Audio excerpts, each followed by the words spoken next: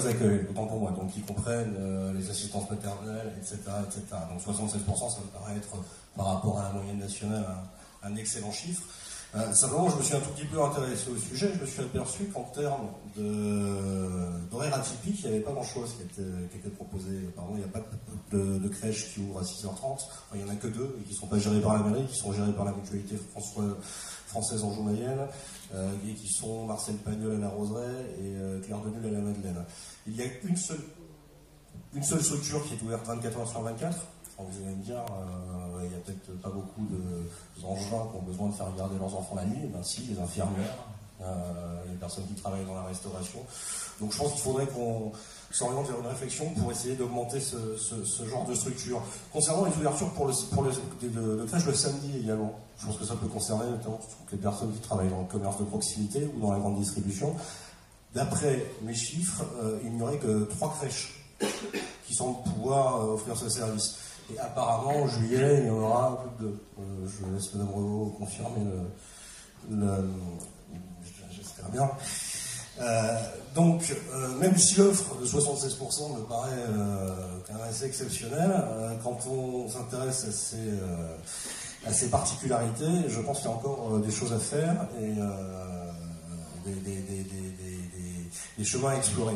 Je ne veux pas trop m'étendre, mais je suis arrivé à Angers il y a 7 ans avec 2 petits-enfants en bas âge. J'ai eu un mal fou à pouvoir trouver une place en crèche pour mon 2e fils. J'ai dû faire appel à mes beaux-parents.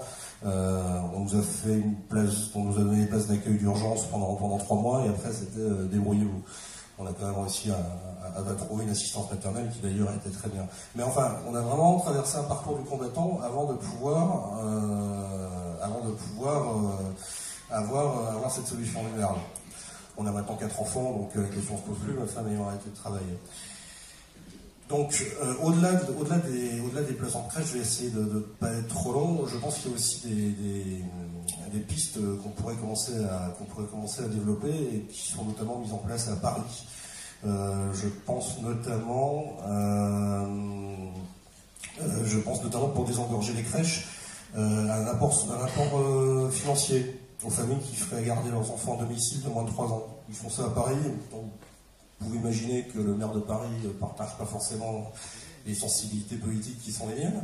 Ça s'appelle Papano, et en fait, chaque parent reçoit une aide de 100 à 400 euros, qui s'appuie sur le CCAS, et qui lui permet de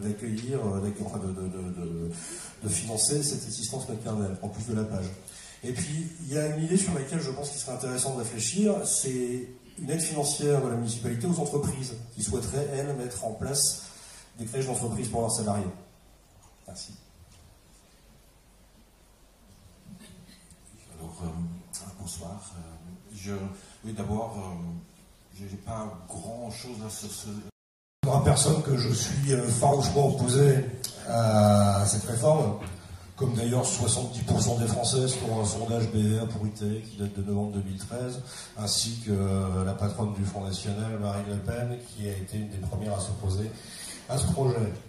C'est un projet qui a été trop vite appliqué et surtout très mal conçu et qui est porteur de nombreux inconvénients. Je vais vous en citer quelques-uns si vous me le permettez.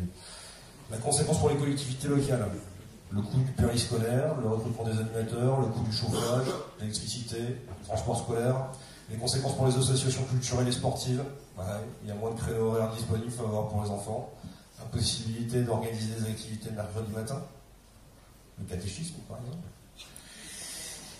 et de décaler les créneaux d'enfants l'après-midi. Conséquences pour les enseignants, le coût du transport supplémentaire le mercredi, plus du tout de disponibilité le mercredi matin pour les différentes réunions, plus autant de temps pour la préparation, doivent s'accommoder des élèves fatigués dès le mardi soir, élèves qui doivent motiver, des frais de garde supplémentaires pour les enfants enseignants en bas âge, conséquences pour les enfants, fatigue, journée aussi, voire plus longue qu'avant, avec en plus le mercredi matin, plus de coupures le mercredi pour que les enfants se reposent, suppression des activités intéressantes et de détente le mercredi matin au centre de loisirs, ici patinoire, musée, moins de créneaux disponibles pour les rendez-vous médicaux. Conséquences pour les parents, nécessité de se réorganiser pour venir chercher les enfants à l'école, notamment le mercredi midi. Les enfants sont fatigués, dénués de la semaine, conséquences sur l'apprentissage et sur l'obéissance aux parents. Pour tous ceux qui en 2008 ont renégocié leur contrat de travail pour l'adapter à la semaine de 4 jours et être présent en famille le mercredi, c'est une perte sèche d'une demi-journée de salaire. Malheureusement, elle est là, donc on va falloir faire avec. Donc, si je suis lumière danger, moi, je favoriserai au maximum la mobilisation du tissu associatif local et des parents autour de la réforme. Les activités proposées devront être réellement enrichissantes et à caractère culturel, sportif et non idéologique, comme c'est malheureusement le cas. Ces activités, elles seront élaborées en concertation avec les parents qui devront disposer du libre choix pour leurs enfants et de pouvoir mieux contrôler leur contenu. Il faudra exercer un contrôle attentif, rigoureux des personnels appelés devant nos enfants, en concertation avec les conseils d'école. Il faudra concerter leurs informations sur les savoirs fondamentaux, à allouer dans cet esprit une partie des heures périscolaires à l'étude accompagnée. Si certaines interventions, après examen et concertation, bien sûr, paraissent indésirables, voire nuisibles, je m'engage à m'y être intervenant. Pour le coup, je propose qu'on fasse en priorité appel aux bénévoles. Par mois pour les étudiants qui passent au moins 3 heures par semaine auprès de personnes souffrant de la solitude dans les maisons de retraite, dans les hôpitaux, mais également auprès des personnes malades à domicile. Il y a un autre point sur lequel on est parvenu à être d'accord, c'est l'aide au développement et à la cohabitation intergénérationnelle par la mise en relation de jeunes étudiants et actifs et de personnes âgées pour un échange de services, par exemple le loyer modique contre service.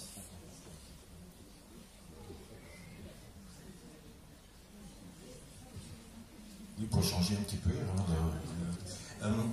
Là, je me préparais aujourd'hui un petit peu, je regardais un petit peu ce qui se fait ailleurs. Alors, ceux qui ont déjà assisté ou vu hier,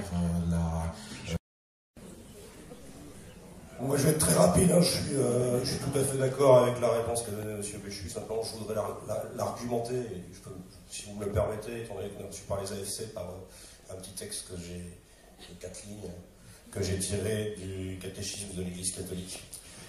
L'heureuse tradition du dimanche chômé permet d'arrêter son travail pour se refaire spirituellement, raffermir les liens familiaux et fraternels, prendre le temps de la contemplation. L'homme ne se réduit pas à sa dimension économique. Certes, la vie moderne demande des aménagements nécessaires pour que la vie sociale soit assurée. Le dimanche, ces aménagements ne doivent être considérés que comme des moyens exceptionnels et ne concernent que certains domaines particuliers.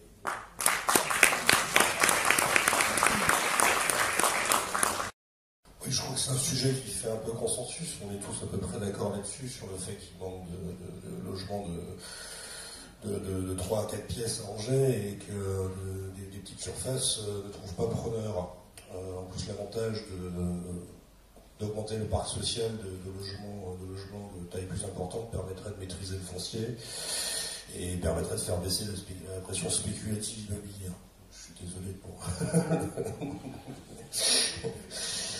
Nous, on avait une idée, c'était également de faciliter l'accès au logement des jeunes familles dans le centre-ville au moyen d'un éco-prêt qui pourrait se combiner avec les aides déjà existantes.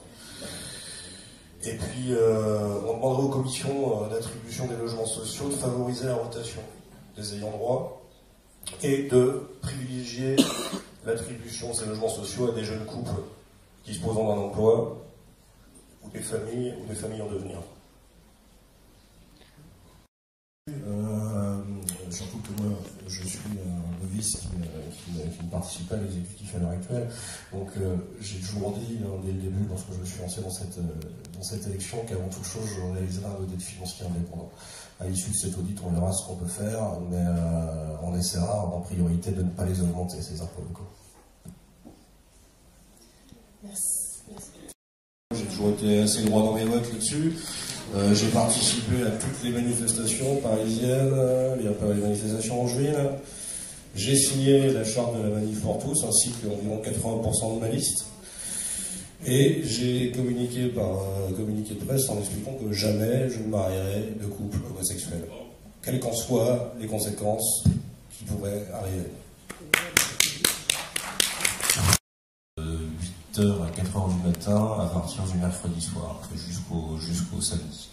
Ce qui, à mon avis, permettrait de limiter en grande partie les chants, les cris et les beuveries régulières qu'on peut subir quand on vit dans le centre-ville. Moi-même, quand je suis arrivé à Angers, je me suis installé place du Ralliement et je ne suis pas déconvenu quand je me suis rendu compte au bout de 2 jours que c'était très compliqué et que j'étais la seule famille.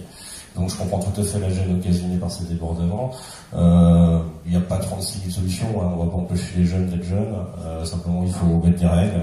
Les règles, la police municipale, la police nationale à l'heure actuelle n'a pas les effectifs suffisants pour s'occuper de ce genre de soucis. Je crois que la nuit, il y a 12 policiers nationaux qui sont en service. Donc ce serait renforcer l'offre de service de la police municipale, et quand on en parle avec certains policiers municipaux, eux-mêmes sont demandeurs pour la grande majorité. Madame qui a rappelé tout à l'heure que cette théorie, elle date pas d'hier, hein, elle est arrivée dans les lycées sous la présidence de M. Sarkozy. Donc sur ce sujet, l'UMP a aucune leçon de morale à donner au Parti Socialiste. Comme je l'ai été pour le...